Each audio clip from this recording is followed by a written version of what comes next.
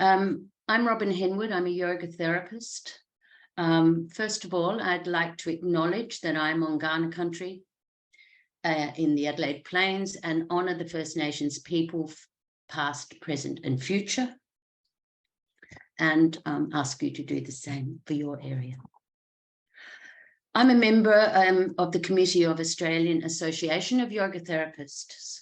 As you may know, we have recently joined with AusActive as a positive step for promotion and education about yoga therapy and learning and joining with the broader community of AusActive. You may well ask, what is yoga therapy?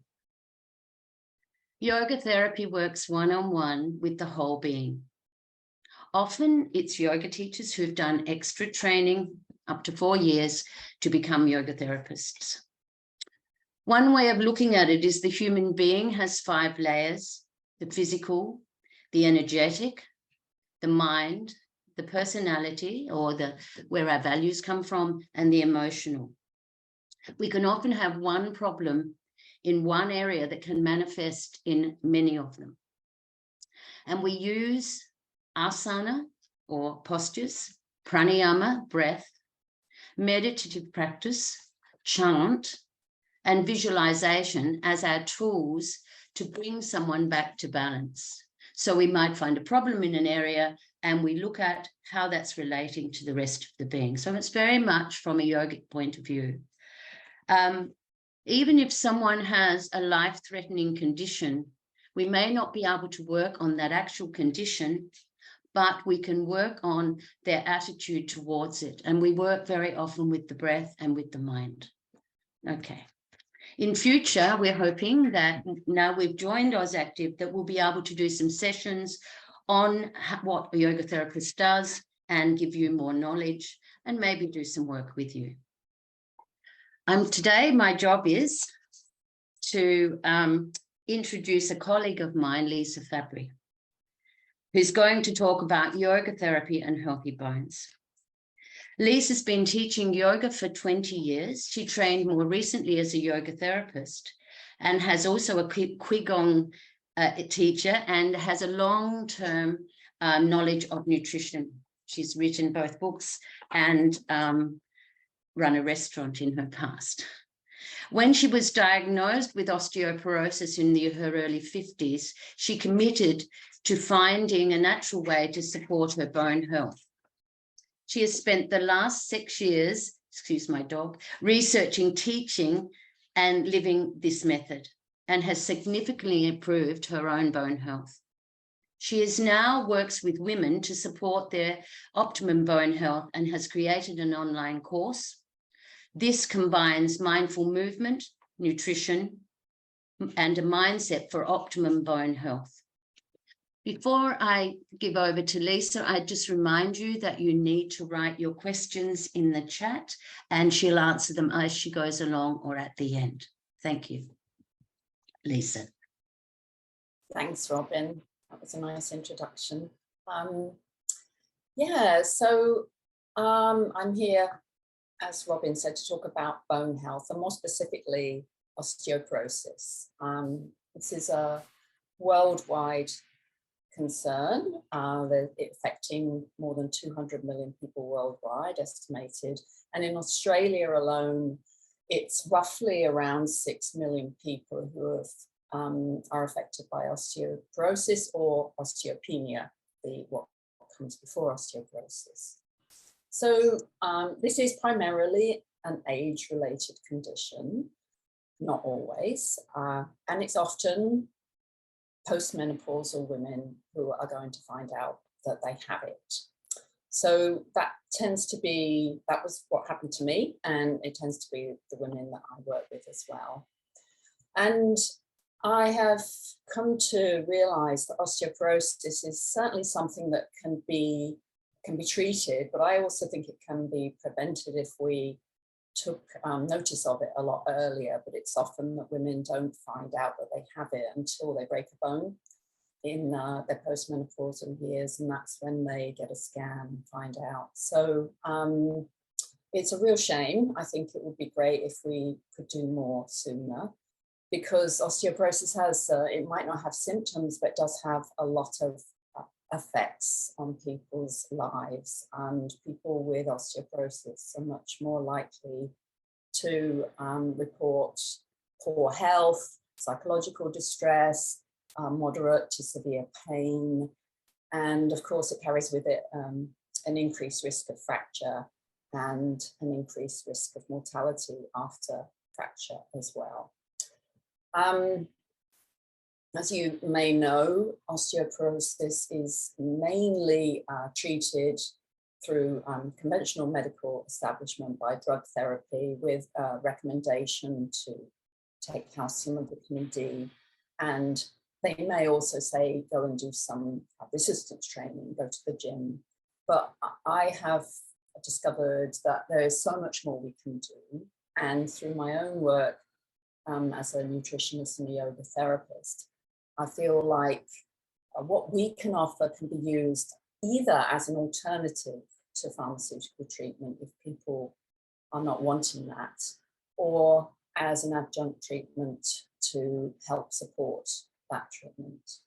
So I'm going to try and give you a brief overview of how yoga therapy can help and some of the different areas it can help in. I won't be able to go into a huge amount of detail because it is a really big subject. And I'm hoping to talk for about half an hour and then have some time for questions as well. So I have done slides for you because a lot of people, I think, learn better through having some visual reminders as well. And I'm not exactly sure how they're coming through for you. I hope they're coming through okay. It's not obliterating everything else. But so right now, hopefully you can see the title slide, Yoga Therapy for Healthy Bone. Let me know if you can't see that. And as I said, it can be a natural alternative, it can be a prevention or a treatment.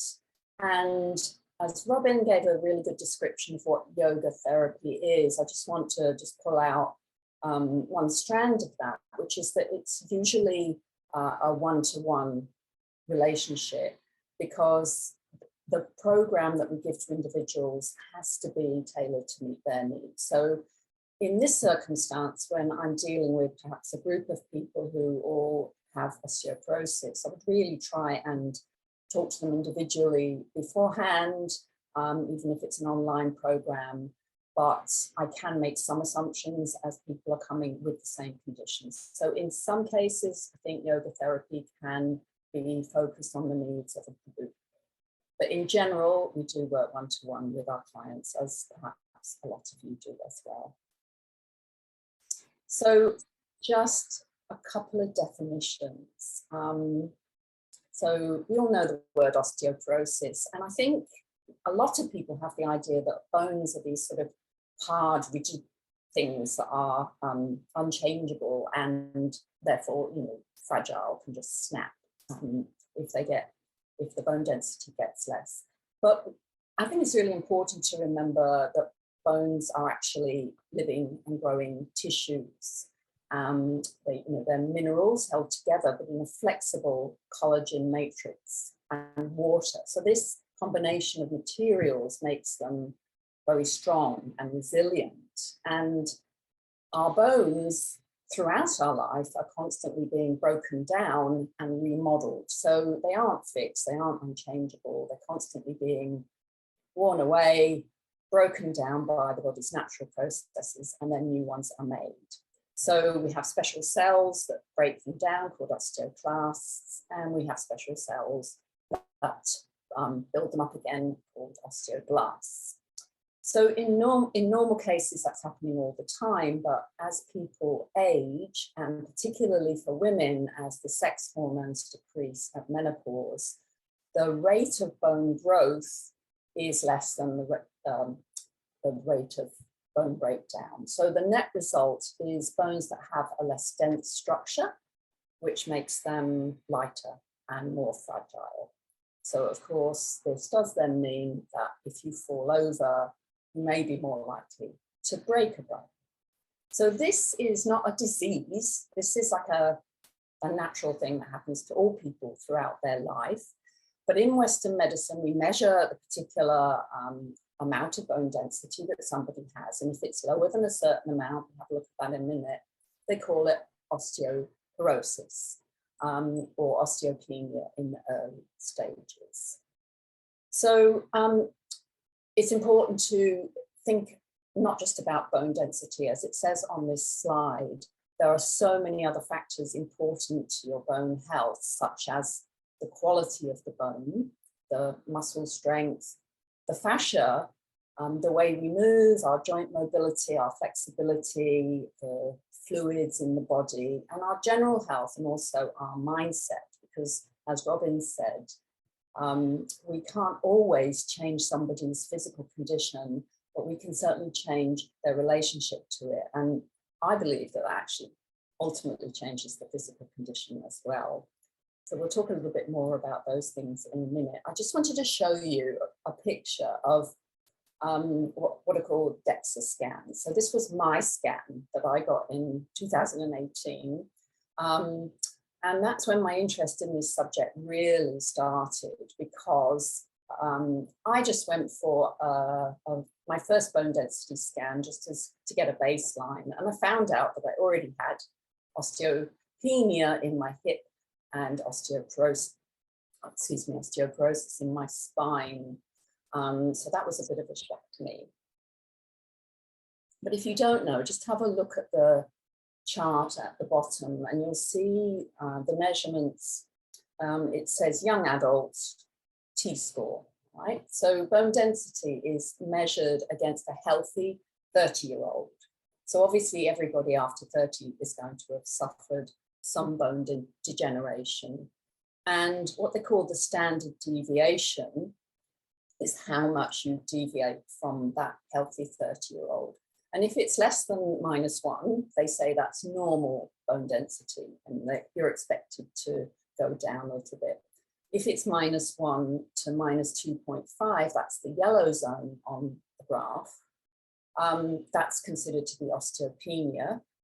And then just flick to the next one. So you can see the spine, I fell into the red zone in the spine, and that's greater than -2.5 standard deviation, which means that you then have osteoporosis.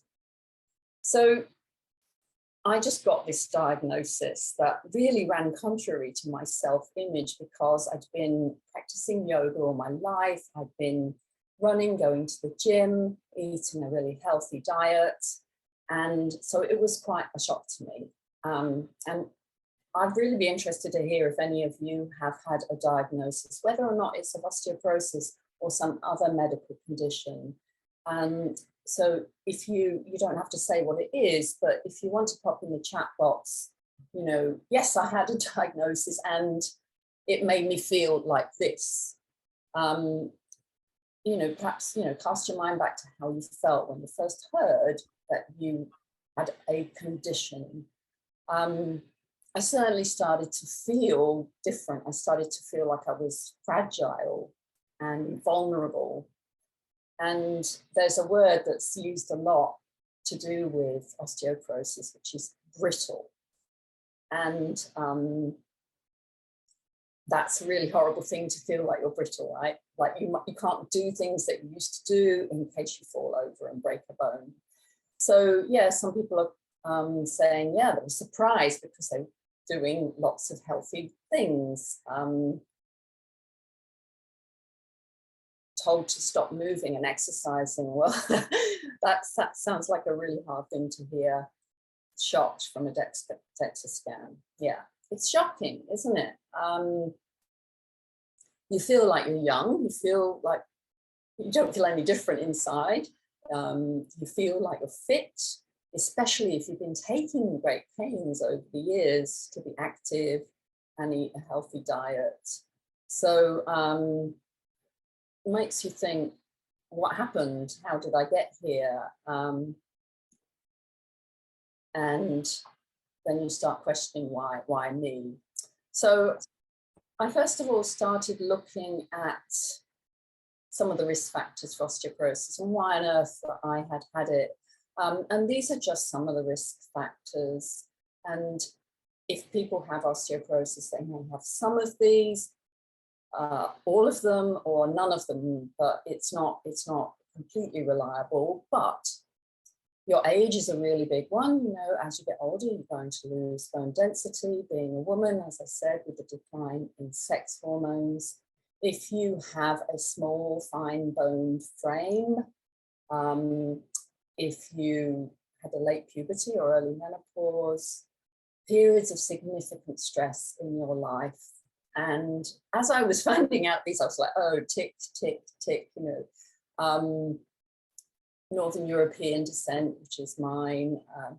But then there are other things that you think, well, that's not me. Lack of exercise, excessive consumption of these things, animal protein. I've been a vegetarian, smoking, medical conditions. So yeah, the animal protein, somebody's asking why animal protein, is to do with the acid load in the body.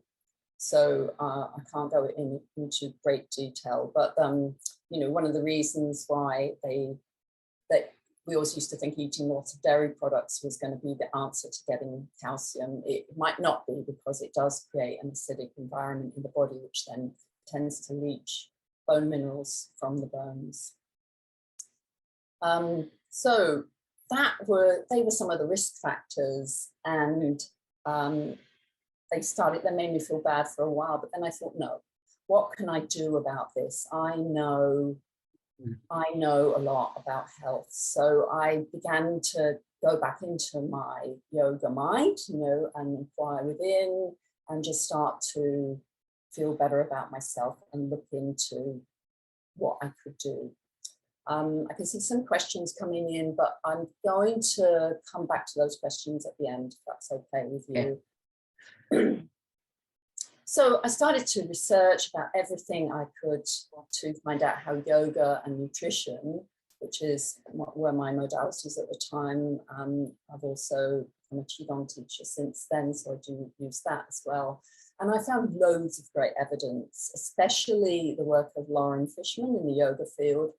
A lot of controlled trials over many years that showed that yoga was particularly good for improving people's bone density. So if you want to have a look at some of his work, really recommend that. So that got me started.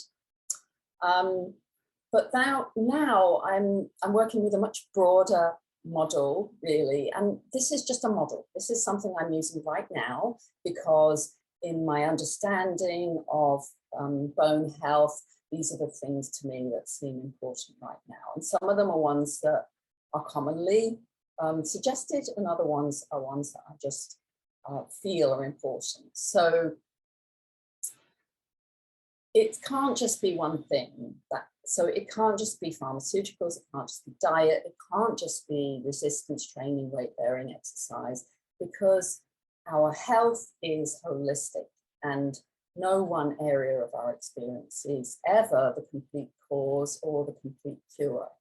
So our health is affected by everything we do, the way we move, the way we think, the way we breathe, our intentions, our experiences. And I think this is a really good thing, because it means that we can treat ourselves by treating all of this broad area. We can nourish ourselves, we can change different aspects of our environment, our behavior, our thoughts, our breathing.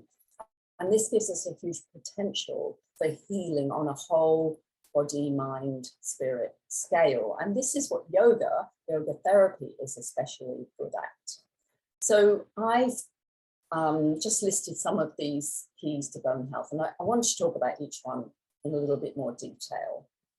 So the first one, the positive self-image. I don't know if I've really called this the right thing. That's what I'm calling it for now.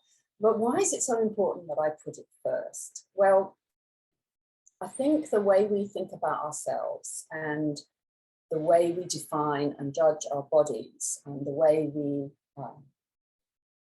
talk to ourselves affects the way we are in the world so much. And that's why I think it's really important that we learn to put some of the medical language into perspective, because as we saw, like you all commented, when you got a diagnosis, what a shock it was to you, because some of the language that is used is quite fear-mongering. And I would prefer to think of myself, hadn't changed the day before I had the diagnosis. I hadn't changed inside, and my actual ability to do things hadn't changed just because I had a diagnosis.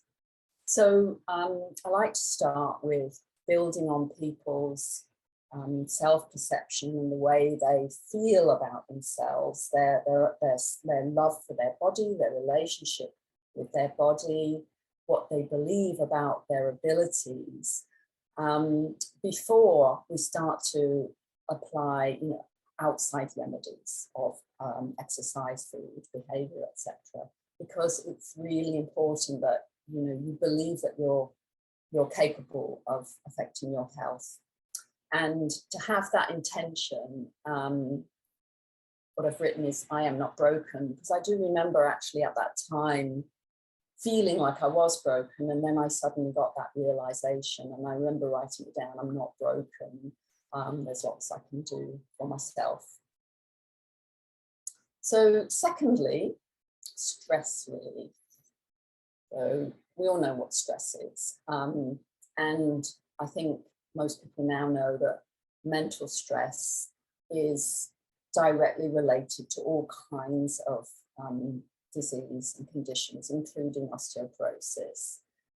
So yoga therapy is particularly useful in this regard because it's uniquely combining mindful movement, moving with the breath, focused intention, breath work, and visualization. And all of these practices have a really calming effect on the nervous system, taking us from the sympathetic nervous system into the parasympathetic nervous system. And I've got some great research to show that when that happens, the bone deposition goes up, the formation of bone goes up, as cortisol goes down, as the parasympathetic nervous system is activated, we actually create more bone. As we create more oxytocin in our body, which we get from doing these pleasurable things, and also, of course, from hugging, feeding babies, making love, etc. When we do pleasurable things, it actually has a positive effect on the rate our bones are made, and I absolutely love that. So it's a little bit more. What I've put on the slide is a bit more mechanical than that, but yoga therapy increases stress resilience, but it also helps us just to become aware of when we're out of balance. So if we know what it feels like to feel good, balanced, peaceful, and that's the aim of our practices, then we'll notice when we don't feel like that. And we'll go, oh, I need to do something about this. Oh, I remember yoga therapy teaches me that if I sit and I do 5 minutes of, breathing with a long exhalation, I'm going to feel better. So stress relief from tiny forms of, just being aware during the day to longer practices of breath work, meditation, all really important. So then we come to exercise. So everybody says, okay, you need to do weight-bearing exercise, you need to do resistance training, and balance is also a really important thing as well, obviously, to avoid falls. So exercise has to be appropriate for the individual, and it also has to be consistent, because all the research shows that the practices that help us to build better bones, they work best if they're done daily or at least every other day. They don't work as well if we just do it once or twice a week. And going to the gym is obviously great for all of these things, but I think that's not right for everybody. And it has been shown, and I've certainly found, that yoga can also provide resistance, weight-bearing exercise, and often on many different parts of the body, as you can see in the picture here. You don't often take your weight on your bottom when you go into the gym. Maybe you do, but not as much. And we do support our body on lots of different parts, you know, elbows, knees, head, even, although I wouldn't recommend that for people with osteoporosis. So I usually recommend that people do a combination that works for them. It's really great to both go to the gym and do yoga. And having said that, it's really important to go to a yoga teacher or a yoga therapist and personal trainer who understands what osteoporosis is, so that they can create a program that is suitable and is modified according to each individual's needs. So I think this is an area where there's a real opportunity for collaboration between the different professionals. So that's why I'm really happy to see you all here today, because we can work together on this, and it's really, it works much better for the client if we can do that. And of course, it's important that people enjoy their exercise. So that's why I've put dancing, walking, going to the gym, doing yoga, whatever works for them. It's really important because they need to do it every day if possible. So the next thing is falls prevention. So of course, osteoporosis doesn't have symptoms as such until you actually break a bone. So one of the key ways that yoga therapy can help to support bone health is simply by reducing the risk of somebody falling over. So why do we fall over? I mean, of course, everybody has an accident, and you know, it could also be that you're doing some dangerous activity. But if you have osteoporosis and you just fall from a standing position, then you're more likely to break a bone than other people. Now, we might fall over, and you might notice this, you might fall over, bang your head, bang your arm or whatever, as you're not being mindful in your day. If you're hurrying, if you're not noticing where your body is in space, you might slip and trip on something, which, you know, most people can get away with. If you've got osteoporosis, we don't want that. You might fall over because you're a bit unsteady on your feet. You might be getting older. You might have declining eyesight. And for a lot of older people, they might be losing muscle tone, so they're not as able to walk steadily or lift their feet up properly to step over cables and things like that. And we might fall over because we have poor posture, especially with osteoporosis, with the rounding of the back, and that knocks our center of gravity off. And we may have poor balance as well. And finally, I think we also might fall over because of fear and lack of confidence. So actually telling somebody, oh, it's really important you don't fall over, is, in my opinion, perhaps likely to increase their risk because they become more fearful about moving. So yoga therapy can change all of these areas and more. As you can see on the slide, it increases your mindfulness, your ability to know where your body is in space, your proprioception, increases your balance, coordination. And I've said it improves sleep, because a lot of falls do happen in the night when people get up to go to the loo and it's dark. It increases your core strength, so you're able to stand up more upright and have a good center of gravity.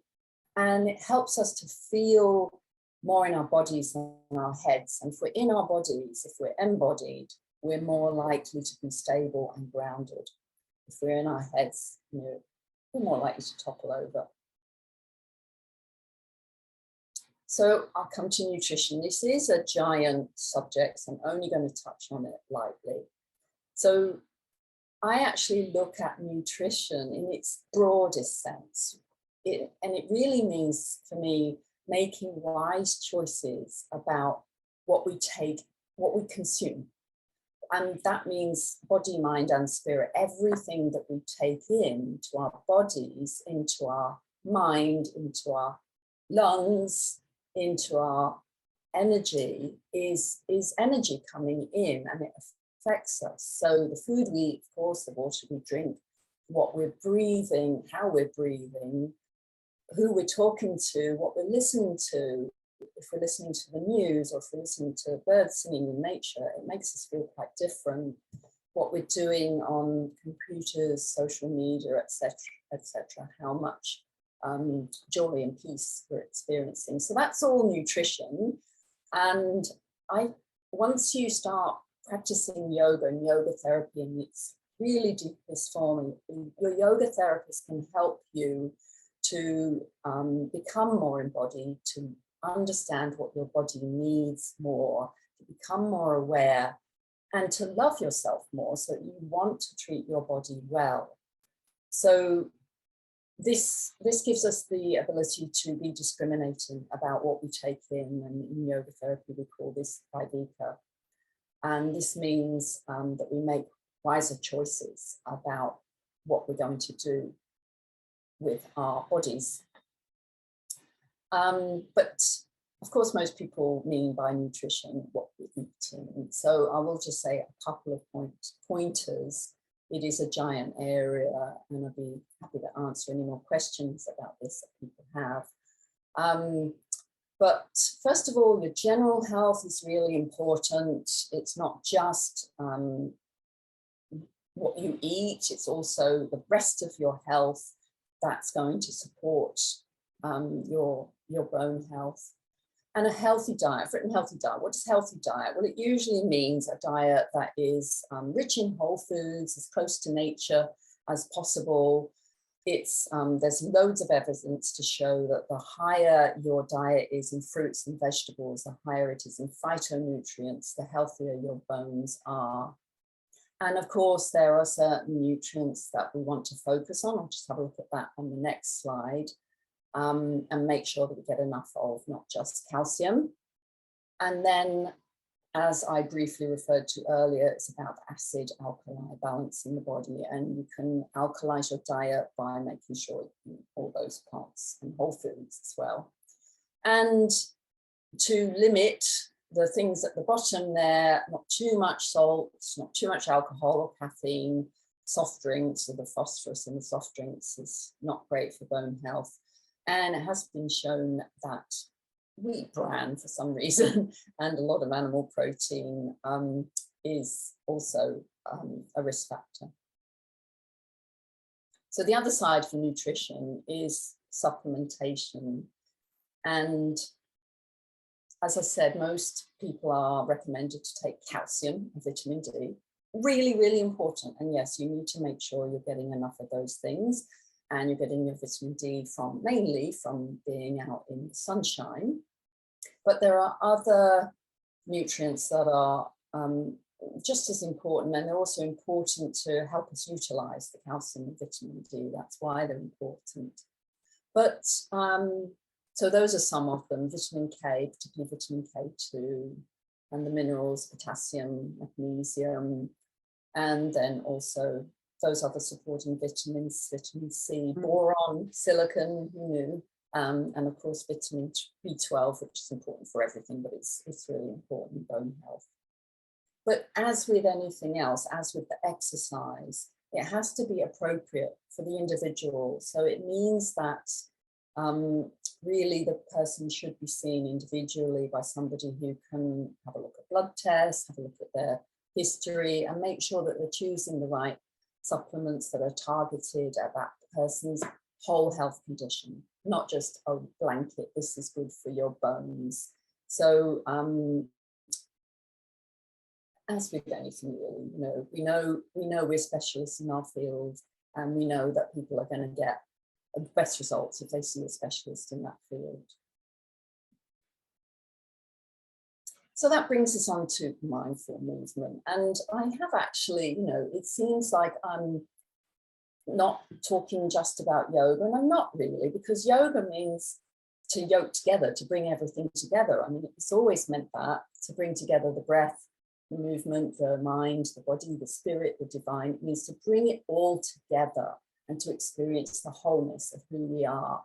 So we can do this with other mindful movement techniques. So Tai Chi, Qigong, any kind of mindful movement that brings together the body, the breath, intention is going to be supportive of your bone health.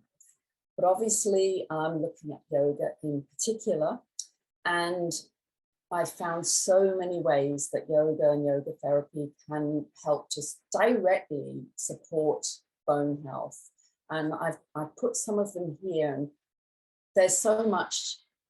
Each of these dot points has a lot to say about it, and there's so much here that I didn't have time to go into each one. But what I have done is I've got a little video that I've made about this particular area. Why is yoga good for bones? And I want to put if I can, I will put the link in the chat box. Oh, there you go.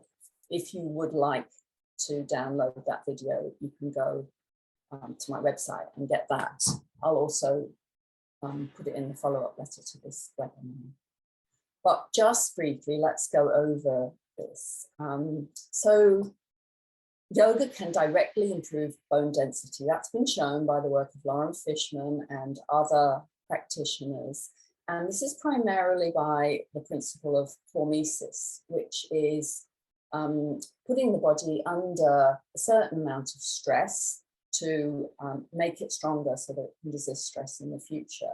So if we stress the bones in any way by perhaps, even just standing in Anjali Mudra and just pressing the hands together creates an isometric contraction in the arms, and it puts the bones under a certain amount of stress. And if it's been found that if we hold that stress for greater than 12 seconds, we get increasing bone density. So in yoga, we can do this in all sorts of different ways. We can do it by coiling the arms, by standing in strong supportive poses, by taking our weight on different parts of the body, by using a strap to pull on the foot to bring the bones, I'm not explaining that very well. So if you've got a straight leg and you put a strap around your heel and you pull on it and the leg is straight, you're going to get compression through the whole leg and right into the hip joint. So you're actually going to be creating compression exactly where you need it. I use that one a lot. So that's the directly improving the bone density area. Also, yoga is going to improve muscle strength, which in turn stimulates strong bones by compressing around the bones. It's a weight-bearing exercise, with taking the weight on all different parts of the body. And it helps to increase the space between the vertebrae. So when you've got osteoporosis, if your bone density is poor and you get compression, if the vertebrae are compressed on each other, or if they're rounding forward, they're more likely to wear away on each other. But in yoga, we use the breath and intention and just our practice to lift up and create space between the vertebrae in the spine, obviously, but also in all parts of the body to just create more space so the joints are less likely to be abrading. There's less likely to be abrasion. Yoga also improves our synovial fluid. So it improves both the quality and the quantity of synovial fluid as we do the movements that we do. It warms up the synovial fluid, it makes it more viscous, so that we get greater range of movement, and it increases the amount that we produce. So that helps us to move more freely and all those things about not falling over. We move the spine and joints in all directions. Oh, and improves bone quality. So I talked about bone quality briefly at the beginning. It's been found that what's called trabecular strength, the organization of the inner fibers of the bone, contribute between 30 to 70% to our bone strength and our resistance to fracture. So it's not just bone density that's important. This is super important. And this is related to what we know about fascia, because in a sense, bones are actually fascia. So they are fascia that's hardened into a stronger form.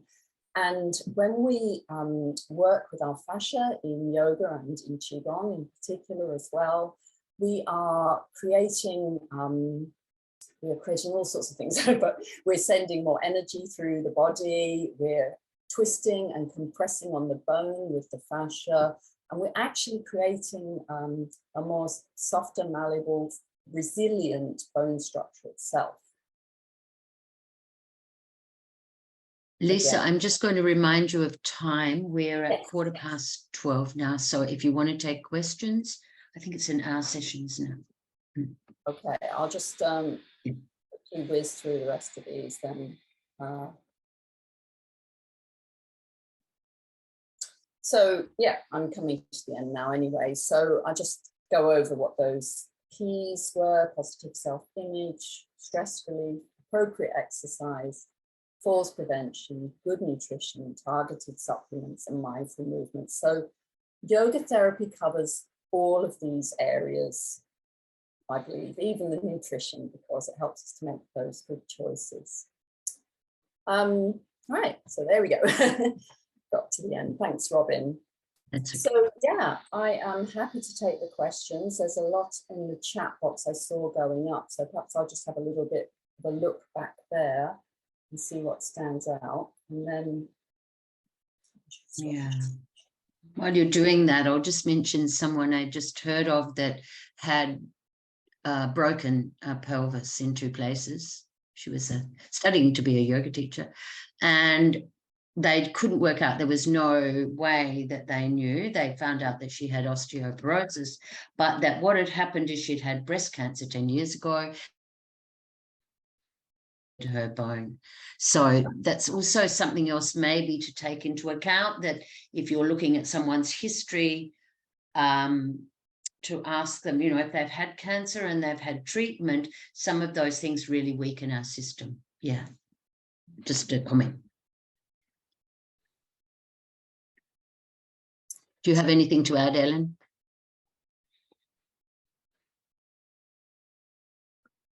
Only that that's personally true for me. So I ended up being osteopenic after having chemotherapy and finding out some years later that that was the case. But it's very reversible. Yeah, through all the things that Lisa's spoken about, definitely. Is there anything that worked particularly well for you, do you think? Yoga. Out of all those, yoga, we know that. And diet, yeah, diet in particular, like being mindful about diet. Not that I've always, exactly what Lisa said, I've always had a really healthy diet, but, you know, upping my calcium was important. Calcium and vitamin C in the liquid form is how I did the same and reversed my osteopenia. I went back to osteopenia from osteoporosis, and that was using vitamin D and K and lots more weight bearing in my practice. Okay, Lisa. I'm just going to pick out some of the things in the chat because they're super interesting. So somebody said exercise such as football brings a lot of benefits as it gathers endurance, weight bearing and power, which is great. I like the idea. I've never heard of footballers doing it, but why wouldn't it? Other people, weight training, yoga, Pilates, fitness, and little stomp movements. Absolutely. Little jumps now and again are really, really good for, you know, promoting that hormesis. A good Pilates class brings mindfulness, balance, coordination, core strength, and proprioception too. Absolutely. This is what I'm saying. It's about collaboration, not competition here. It's about body awareness, self-awareness, and spatial awareness. Says Mary. Yep, absolutely. Fear of falling is a very real fear for so many clients. Yes. I'm just looking, I can't see actually any questions. Oh, does this have the references to the research behind the statement? Yes. Yes, I have tons of references and the levels of improvement. yes, I did a ton of research into that, and it's so variable, you know. The trouble is that when you're measuring something like yoga, there are so many different types of yoga, and there's so many different, there's so much variability between the people in the studies that you couldn't not have that randomness. So, you know, people are eating different foods and having different lifestyle, they're having different stress levels. So it was always difficult to measure. But across the board, there was never any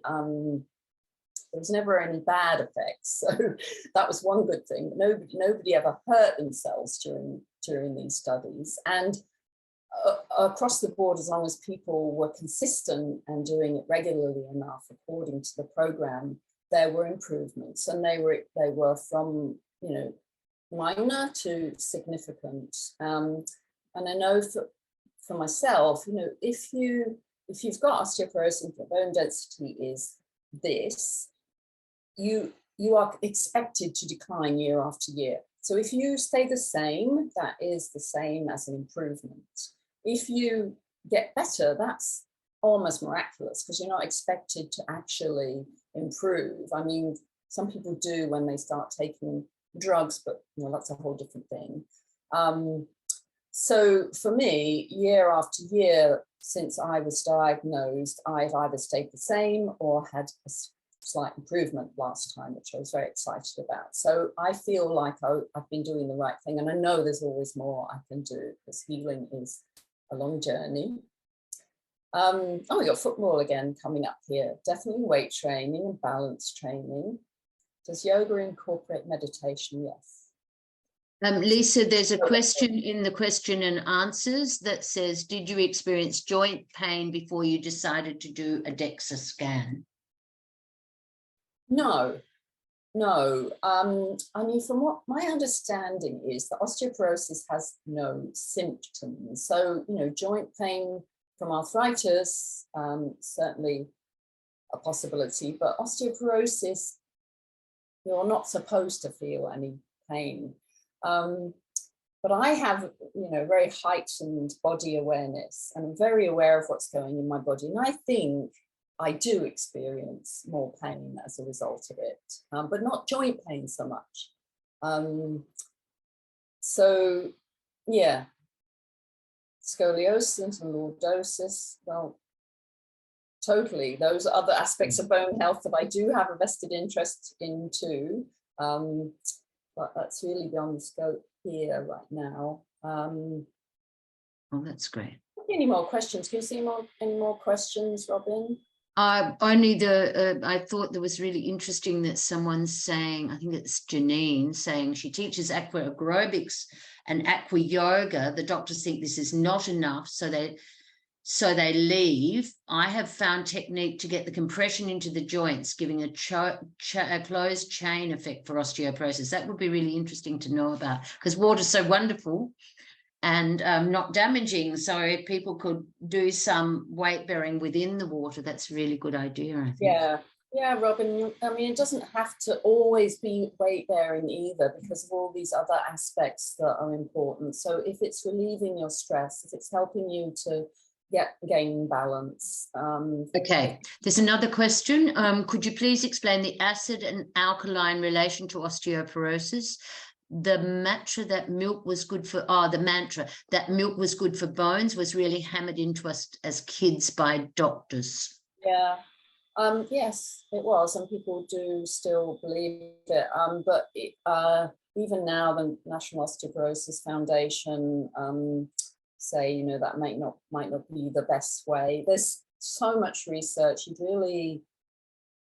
I encourage you to go and look, because if you just went into Google Scholar and typed something in about that, you'd find out. So there was a massive research study done by nurses, I think in Sweden. It was thousands of nurses, and they found that the higher the dairy intake, the higher the rates of osteoporosis. So. There's also someone commenting that closed chain, I don't understand what this means, closed chain versus open chain is a big issue. I don't actually understand what that means either, Janine. Maybe Janine wrote something about that for us. Yeah. And someone else took up running, skipping, weights.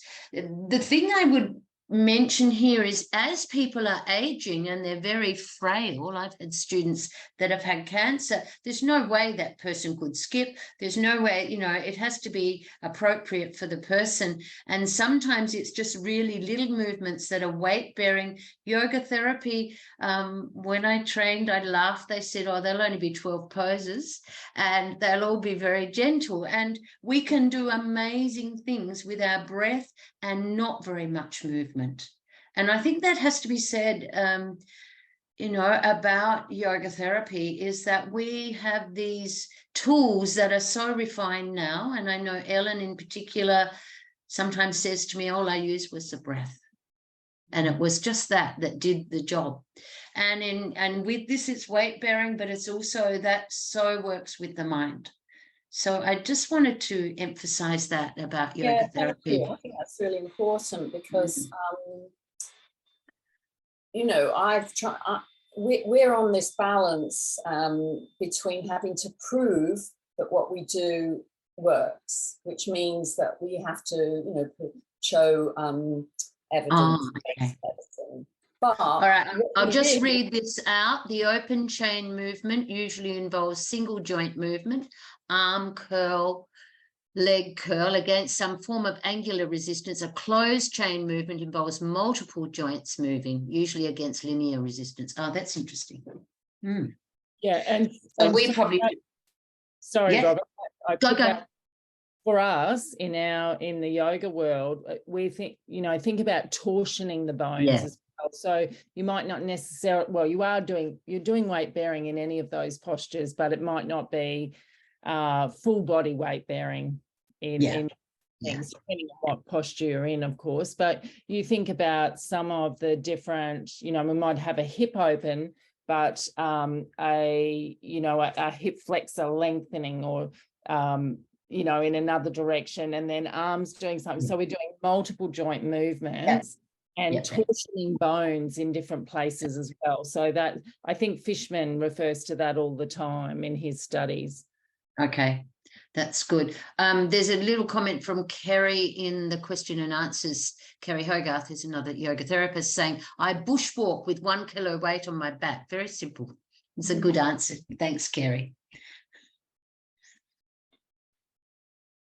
I do actually use in my program some additional weights sometimes in the yoga practice.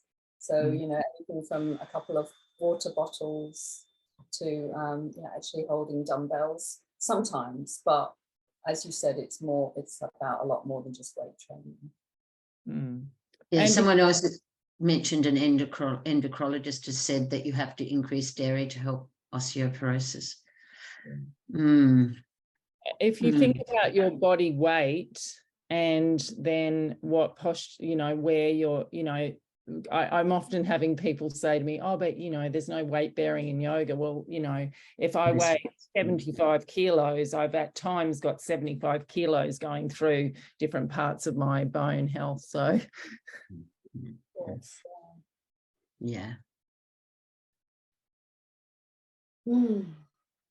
Okay, someone else, Renee, saying every modality has to prove its successes. Research and testing is the best way to prove that. And we are doing some research in yoga therapy and pulling that research together. So that's a project at the moment that Ellen's working on, and we're getting people to read, starting to look at where the research comes from to back up our modality. And I think it's really important. It is important, but it's also important to recognise that quantitative research is not always as helpful as qualitative research. So, people's individual experiences and their intuition and their actual sense of themselves can't be measured in the way that a randomized control study wants us to. So, we do know that too. We know that those things work. Someone else, this person, I was going to finish reading that. For very frail individuals, we need to know and understand the intricacies, what I was saying before. is there a structure that has been tried and tested? Okay, can I answer that? I think that yoga therapy is about the individual and working out what works for the individual. We know some of the principles from what Lisa's talked about, but I could have one person coming in where their causes of what's wrong with them in terms of osteoporosis is quite different from another.